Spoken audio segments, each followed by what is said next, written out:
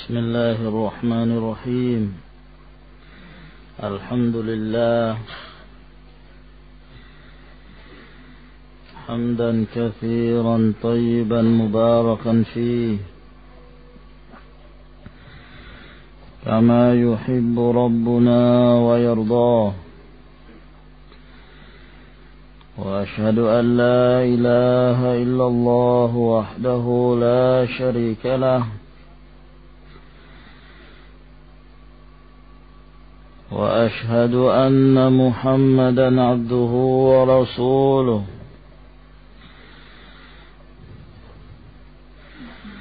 وصلى الله عليه وعلى آله وأصحابه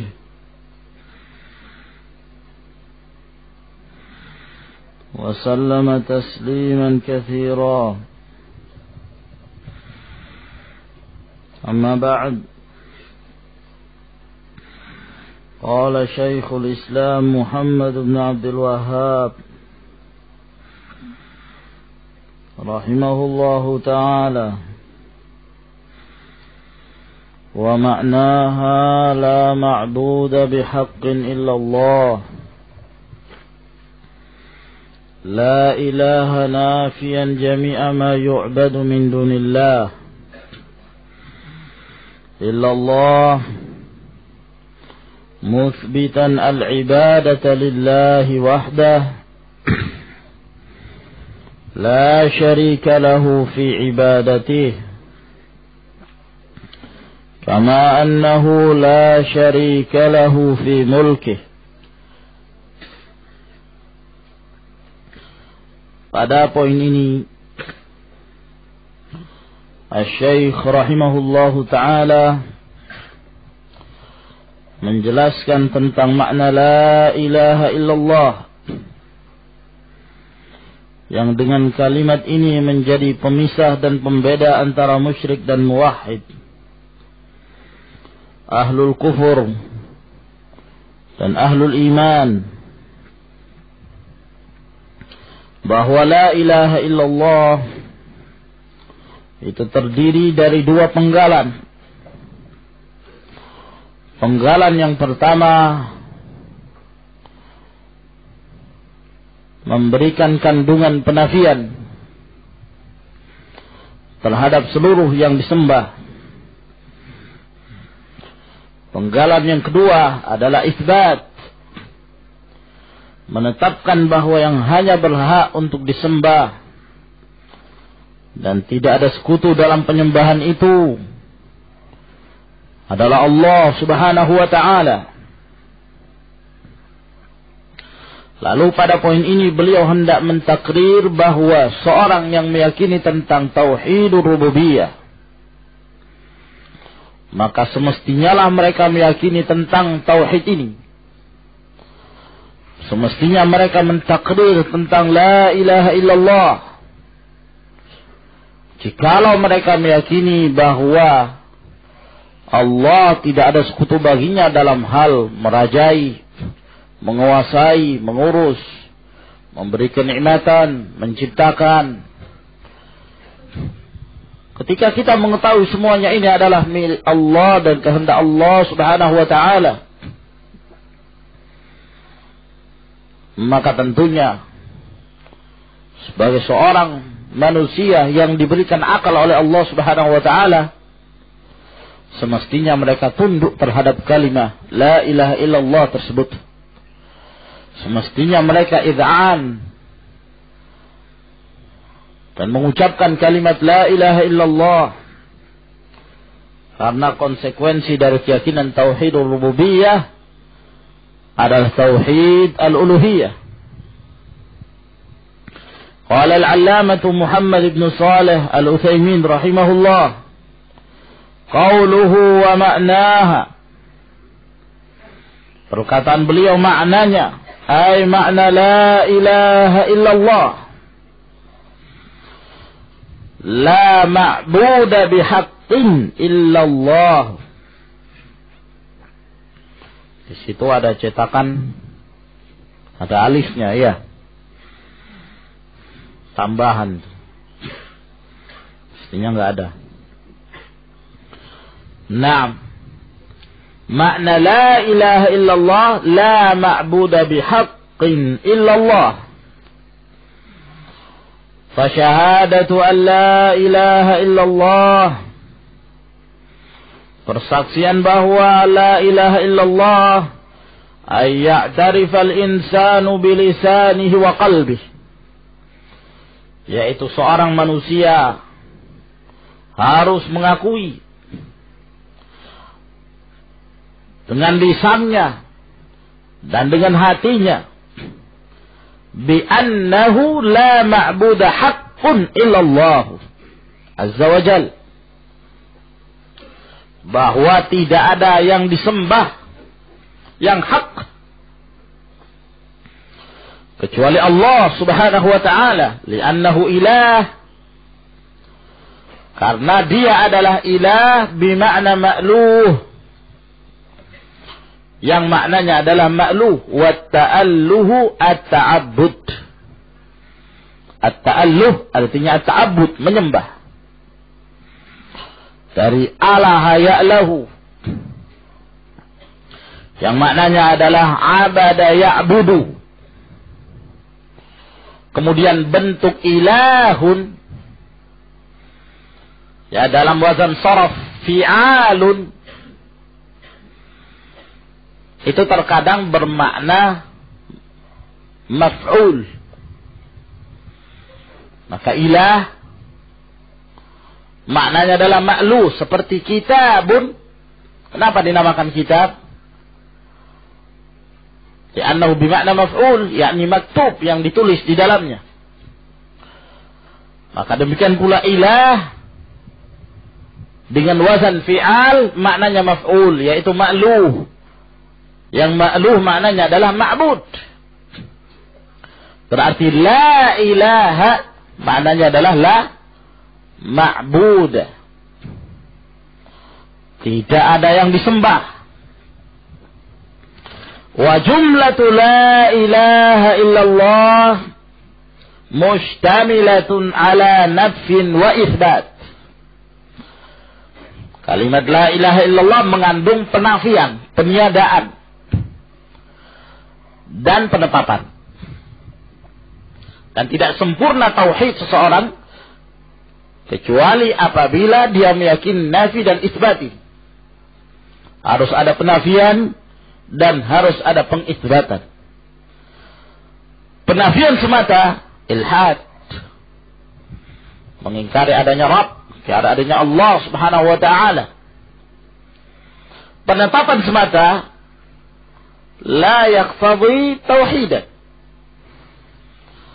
hanya sekedar mengisbat, menetapkan, sama sekali tidak mengandung tauhid. Kalau misalnya seorang dikatakan rajulun fil fasli, ada satu laki-laki di dalam kelas. Penetapan bahwa di situ ada satu laki-laki. Nah, tapi penyebutan satu laki-laki itu tidak menunjukkan bahwa di dalam kelas itu tidak ada laki-laki yang lain. Ada kemungkinan ada laki-laki yang lain, tapi hanya ditetapkan ada satu laki-laki. Nah, ada kemungkinan dua, ada kemungkinan tiga. Nah, tapi kalau kita mengatakan la rajula fil fasli illa wahid, tidak ada satupun laki-laki di dalam kelas, dinafikan kemudian ditetapkan kecuali satu, maka satu ini satu-satunya, menetapkan bahwa di dalam kelas itu hanya ada satu laki-laki. Nah, ini barulah menetapkan bahwa hanya satu, tidak ada yang dua, tidak mungkin dua, apalagi tiga. Demikian pula kalau kita mengatakan Allahu ilahun, Allah itu ilah, sesembahan. yang berhak untuk disembah, tidak mengandung tauhid. Kenapa? Karena pernyataan Allah itu ilah masih memberikan kemungkinan yang lain bahwa di sana ada selain Allah Subhanahu wa taala yang juga ilah, ma'bud. Tidak mengandung tauhid. Maka tauhid itu tidak akan ada dan tidak akan sempurna kecuali dengan itsbat wa nafi. An-nafi wal itsbat. Menafikan segala sesembahan yang disembah, kemudian menetapkan bahwa sesembahan itu hanya Allah Subhanahu wa taala semata. Oleh karena itu kita dapatkan di dalam Al-Qur'an sekian banyak dalil ketika Allah Subhanahu wa taala memerintahkan rasulnya untuk mengajak kaumnya, mengajak umatnya, maka mereka mengajak umatnya untuk menafikan dan mengisbatkan. Walaqad ba'atsna fi kulli ummatin rasulan an i'budullah wajtanibut taghut. Tetapkan sesembahan itu hanya Allah dan tiadakan, jauhi taghut, segala sembahan disembah dari selain Allah. Faman yakfur bit-taghuti wa yu'min billah. Maka barang siapa yang mengingkari, menafikan taghut, lalu menetapkan iman sesembahan hanya Allah Subhanahu wa taala, faqad istamsaka bil urwatil wuthqa. Naam. Amma an-nafyu fa huwa la ilaha. Adapun nafi yaitu la ilaha. La di sini an-nafiyatu lil jins. Nafikan segala jenis sesembahan. Wa ammal itsbatu fa huwa illallah. Wallahu lafzul jalalati badal min khabar la. Sedangkan Allah di situ adalah lafzul jalalah. Ya. Adalah lafzul jalalah. Indakum qalam.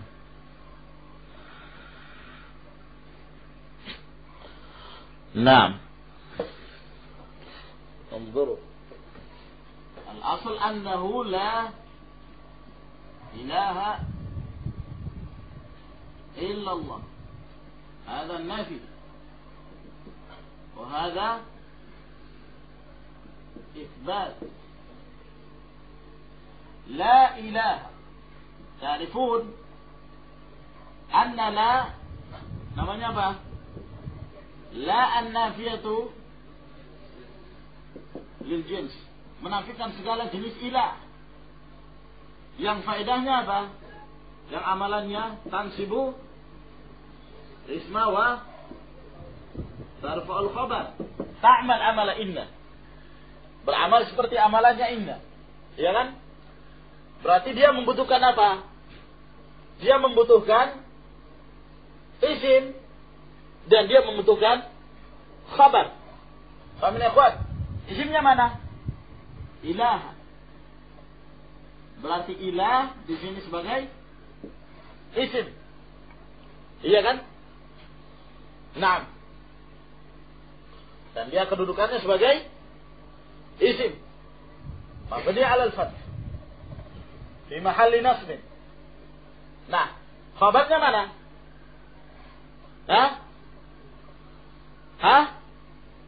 Khabarnya mana, ikhwan? Kenapa kita jadikan ini khabar? Sebagai istitsna mufarrad. Nah, kalau kita jadikan dia sebagai istitsna mufarrad. Ya? Paham ya, ikhwan, istitsna mufarrad? Pelajari enggak dalam istitsna? Allahul musta'an. Mantap. Enggak tahu istilah istitsna mufarrad? Coba berapa keadaan istitsna? Ini belajar nahwu lagi. Ja'a al-jaishu illa Muhammadan. Ini apa ini? Kalam.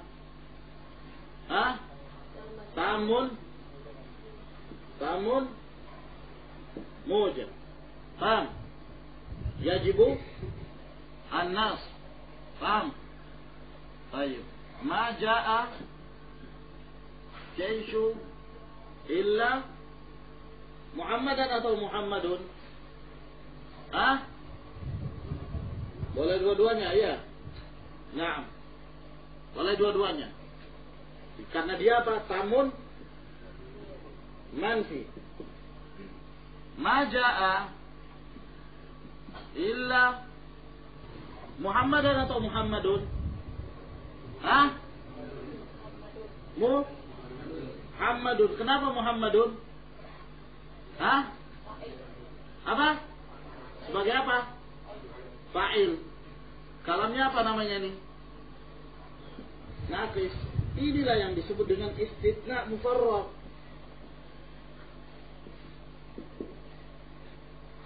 Dalam artian kalau tidak ada ini tidak sempurna kalam itu. Paham? Sehingga dia tafrigh membutuhkan ini. Paham ini? Ma ra'aitu illa Muhammadan. Harus ada. Ini namanya mufarrad. Paham ya, ikhwan? Yang tidak sempurna kecuali dengan ini. Nah, sekarang la ilaha illallah. Anda perhatikan la ilaha illallah. La membutuhkan isim dan membutuhkan khabar. Nah, kalau kita mengatakan la ilaha ini sebagai isim, illa harful istitsna, adatul istitsna bulghah, illa Allah sebagai khabar misalnya. Berarti dia kedudukannya apa? Istitsna mufarrad. Paham? Karena kalau tanpa ini tidak sempurna kan? Dia membutuhkan khabar. Nah, dia di sini marfu'. Nah, la ilaha illallah. Lafzul jalalah kedudukan sebagai khabar. Dari sisi nahwu tidak ada masalah. Tapi dari sisi makna, kita berarti mengartikan ini apa? La ma'budah illallah. Tidak ada yang disembah kecuali Allah. Ada sahih? Batil, laisa bisahih. La ma'budah illallah. Tidak ada yang disembah kecuali Allah. Buktinya apa? Demikian banyak alihat. Demikian banyak ilah yang disembah selain dari Allah Subhanahu wa taala. Wa minan nas man ya'budu syajar, wa minan nas man ya'budu al-qamar, wa minan nas man ya'budu syams, wa minan nas man ya'budu al-maqabir, seterusnya. Ya. Maka ini tidak benar. Nah, kalau demikian berarti ada yang harus terhapus di sini. Khabarnya itu yang terhapus. Sehingga Allah lafzul jalalah kedudukannya sebagai badal minal mahdhuf. Berarti apa? 6. Maka berdasarkan firman Allah Subhanahu wa taala, "Madza? Dzalika bi anna Allah huwal haqq wa anna ma yad'una min dunihi wal batil." Maka harus diberikan khabar, yaitu haqqun illallahu. Maka haqqun sebagai khabar, lafzul jalal sebagai badal. Wa huna yastaqimu al-kalam wa yastaqimu al-ma'na. Naam. Wa amma al-itsbat fa huwa illa Allah wallahu lafzul jalalah badal min khabar la al-mahdhuf yang terhapus. Wa taqdir la ilaha haqqun illa Allah. Tidak ada sesembahan yang berhak untuk disembah kecuali Allah Subhanahu wa taala. Hari ini nampak sekali makna la ilaha illallah. Makanya kenapa kaum musyrikin di saat mereka diserukan pada kalimat ini untuk mengucapkan kalimat ini saja itu sulit sekali bagi mereka. Nah, kenapa? Karena mereka tahu betul maknanya. Karena itu bahasa mereka. Mereka mengetahui yang terkandung di dalam makna kalimat la ilaha illallah. Konsekuensinya apa? patung-patung yang selama ini mereka sembah, mereka harus hancurkan, harus mereka tinggalkan. Ya, orang-orang soleh yang telah mati, yang mereka berdoa kepadanya, mereka isti'anah, istighatsah kepadanya, mereka harus tinggalkan. Itu konsekuensinya, karena mereka tahu ketika diserukan pada mereka la ilaha illallah, apa kata mereka? Aja'alal alihata ilahan wahida, inna hadza la syai'un ujab. Apakah dia hendak menjadikan sesembahan-sesembahan yang sebanyak ini ingin dijadikan satu? Ini adalah sesuatu yang sangat aneh, sangat ajaib. Karena mereka tahu, kalau orang sekarang ucapkan la ilaha illallah dengan santainya, mereka la ilaha illallah. Ya, tapi datang ke kuburan tetap menjadi rutinitasnya dia. Minta kepada orang-orang soleh yang sudah mati. Ya, jimat-jimat tetap jadi barang berharganya. Naam, minta tolong kepada jin. Ya, menjadi kebiasaan dia. Naam, berlindung diri kepada penghuni-penghuni lembah. Itu jadi rutinitas dia. Padahal seringnya dia mengucapkan la ilaha illallah. Seringnya pada malam Jumat mereka tahlilan. Ada orang mati juga sering mereka mengatakan la ilaha illallah sambil geleng-geleng kepala. Nah, karena mereka tidak memahami makna la ilaha illallah itu sendiri. Nah, berbagai macam penafsiran. La ilaha illallah, tidak ada Tuhan kecuali Allah. Tidak benar. Tidak ada sesembahan kecuali Allah. Tidak benar. Nah, la ilaha illallah adalah yang menafsirkan la ilaha illallah, tidak ada Tuhan T kecil kecuali Tuhan T besar. Dari mana lagi? Bermain-main tentang kalimat la ilaha illallah. Nah, ada lagi yang mengatakan la ilaha illallah itu apa artinya? Yaitu mengeluarkan kebesaran-kebesaran dunia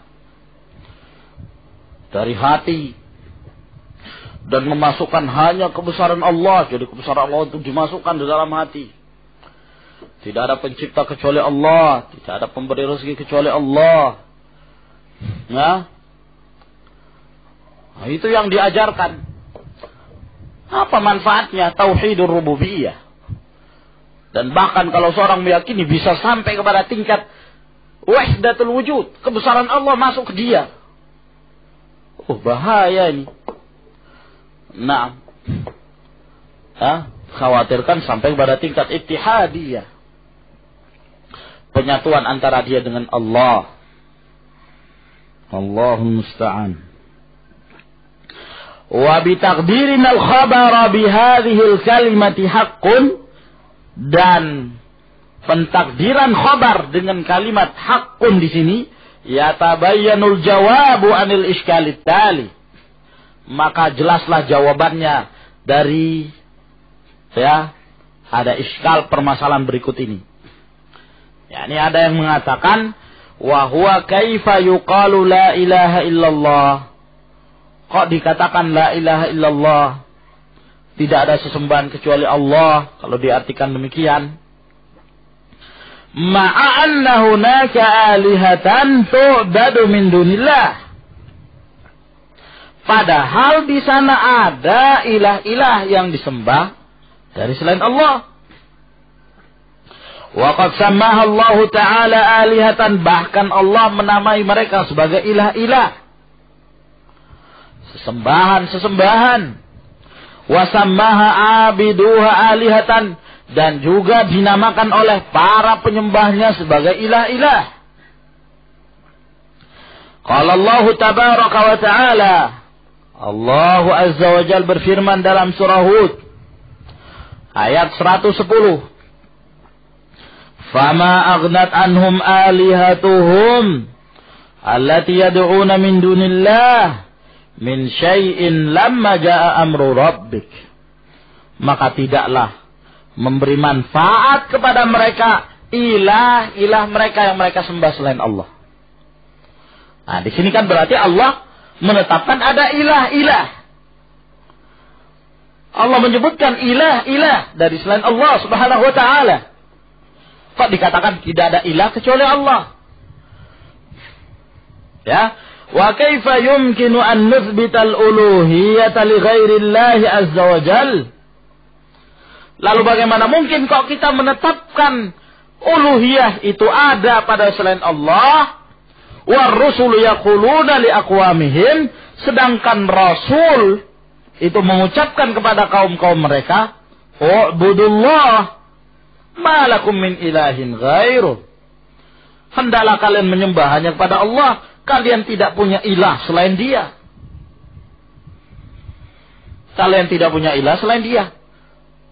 Nah, sehingga kalau dilihat, kok kelihatannya ada pertentangan. Yang di sini ditetapkan alihah, ternyata ada ilah-ilah. Kok para rasul kalau mereka menyeru, mereka hanya menyuruh kepada satu ilah. Lalu ada pengucapan la ilaha illallah, berarti tidak ada ilah kecuali hanya Allah Subhanahu wa ta'ala. Wal jawabu ala hadzal iskal, jawaban dari iskal ini jelas.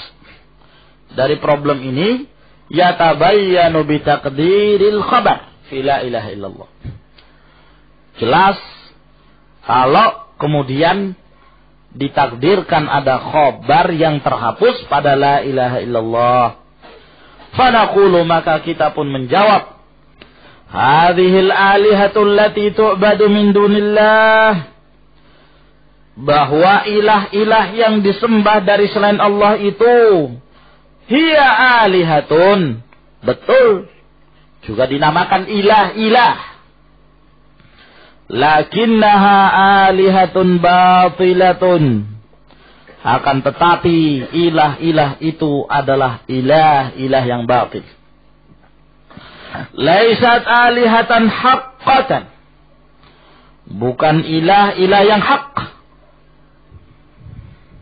yang berhak untuk disembah. Wa laisa laha min haqqil uluhiyati syai'un, dan tidak punya hak sesembahan sedikit pun. Ya, dinamakan ilah karena orang-orang menamakan ilah, tapi ilah tersebut adalah ilah yang batil, ilah yang dusta. Artinya apa? Pada hakikatnya bukan ilah, karena tidak punya hak sesembahan sedikit pun. Wa yadullu lidzalika qauluhu ta'ala, yang menunjukkan hal ini adalah firman Allah Subhanahu wa ta'ala dalam suratul Hajj ayat 62. Dzalika bi anna Allaha huwal haqq, yang demikian itu karena Allah lah yang hak, yakni yang hak untuk disembah. Wa anna ma yad'una min dunihi huwal batilu, dan apa yang mereka seru dari selain Allah, dari ilah-ilah tersebut selain Allah, itulah yang batil. Wa anna Allaha huwal aliyyul kabir, bahwa Allah Subhanahu wa ta'ala al-ali al-kabir. Naam. Wa yadullu lidzalika aidan qauluhu ta'ala, dan juga yang menunjukkan atas hal ini adalah firman Allah Subhanahu wa ta'ala dalam surah An-Najm. Afara'aitumul Lata wal Uzza wa Manata tsalitsatal ukhra, apakah kalian melihat Al-Lata wal Uzza wa Manah? Ini merupakan penamaan-penamaan yang mereka buat, sesembahan-sesembahan mereka yang mereka ibadahi, ya, penyimpangan-penyimpangan dari makna yang sebenarnya, dari nama yang sebenarnya. Al-Lata dari ilah, Al-Uzza dari aziz, Al-Manah dari Mannan. Jadi nama-nama Allah itu dipelintir oleh mereka, ya, dijadikan seperti nama perempuan. Al-Lata Al-Uzzah, Wal-Manah. Lalu mereka menisbahkan bahwa nama-nama yang bernama perempuan ini adalah ilah mereka, yang mereka sembah. Ya, kata Allah, alakumuz zakaru walahul unza. Apakah bagi kalian laki-laki, sedangkan bagi dia, ya, bagi Allah kamu nisbahkan perempuan? Nah, orang-orang jahiliyah dahulu, kalau kelahiran anak perempuan bencinya bukan main, malu betul, menunjukkan tanda kelemahan, bukan tanda keberanian keluarga. Jadi kalau ada anak perempuan yang lahir, ya, imam mereka sembunyikan, dibiarkan mereka tak bertahan sampai hidup, tapi ya, harus bertahan dengan celaan, cemoohan dari orang. Apa kamu, istrimu lahirnya anak perempuan? Nah, tapi kalau mereka tidak kuat dengan celaan itu, cemoohan itu, maka mereka pun menguburkan anaknya dalam keadaan hidup. Fa'idhal mau'udatu su'ilat bi'ayyi dzambin qutilat. Tentang anak-anak yang dikubur dalam keadaan hidup-hidup, dosa apa mereka dibunuh? Nah, mereka malu kalau punya anak perempuan, sementara yang mereka nisbahkan pada sembahan mereka perempuan. Di antara mereka ada yang mengatakan bahwa para malaikat itu banatullah, anak-anak perempuannya Allah. Haula'il musyrikun. Naam. Tilka idan qismatun dhiza. Itu adalah pembagian yang zalim namanya. Kamu punya lahir anak perempuan, kamu sedih, kamu tidak ingin. Naam. Sementara kamu serahkan pada sembahan kamu perempuan. In hiya illa asma'un sammaitumuha. Tidaklah nama-nama ini melainkan ini nama-nama yang kalian sendiri buat. Antum wa aba'ukum, pekerjaan kalian dan nenek moyang kalian yang beri nama. Ma anzalallahu biha min sultan. Allah tidak pernah memberi kekuasaan kepadanya untuk memberi nama, beri sesembahan. Yattabi'una illa dhanna wa ma tahwal anfus. Tidaklah yang mereka ikuti melainkan persangkaan mereka dan hawa nafsu. Walaqad ja'ahum min rabbihimul huda. Dan sungguh telah datang pada mereka dari Rabb mereka petunjuk. Wa qaluhu ta'ala an Yusuf alaihi salatu wassalam. Juga firman Allah tentang Yusuf alaihi salatu wassalam. Ma ta'buduna min dunihi illa asma'an sammaitumuha antum wa aba'ukum ma anzalallahu biha min sultan. Kalian tidaklah menyembah dari selainnya melainkan nama-nama yang kalian buat-buat. Kalian sendiri yang beri nama dan nenek moyang kalian. Allah subhanahu wa ta'ala tidak pernah beri kekuasaan pada mereka. Idzan, jadi kalau demikian, famakna la ilaha illallah, la ma'budah haqqun illallahu azza wa jal. Fa'amal ma'budatu siwa. Adapun sesembahan-sesembahan selain Allah, fa inna uluhiyataha allati yaz'amuha abiduha. Sesungguhnya uluhiyah yang disangka oleh para penyembahnya, laisat haqiqiyatan, bukanlah secara hakiki. Ay uluhiyatun batilah. Uluhiyahnya mereka adalah uluhiyah yang batil. Wallahu a'lamu bis-shawab. Ila huna tafaddalu hafizakumullah.